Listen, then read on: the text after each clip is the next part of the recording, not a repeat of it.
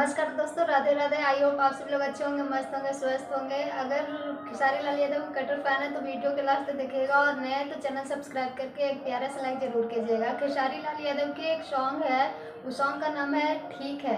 आप लोग यूट्यूब पे सुन सकते हैं या फिर इस वीडियो के लिए।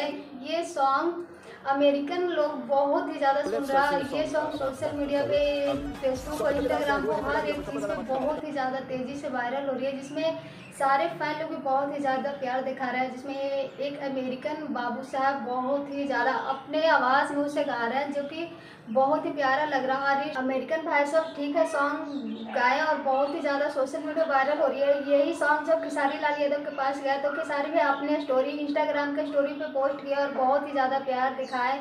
ये सब देखने के बाद हम सारे फैन को बहुत ही ज़्यादा दिल में खुशी होता है कि चलो, भोजपुरी चाहे भाषा समझ में आए या नहीं आई, लेकिन उसका म्यूजिक जो होता है बहुत ही ज़्यादा सबको बहुत ही ज़्यादा पसंद आता है। देश विदेश में भी सारे लोग सुन रहे हैं। आइए ठीक है सॉन्ग आप लोग जाके यूट्यूब पर जरूर सुनिए और कमेंट में बताइएगा कि आपको ये सॉन्ग कैसा लगा। Thank you, love you.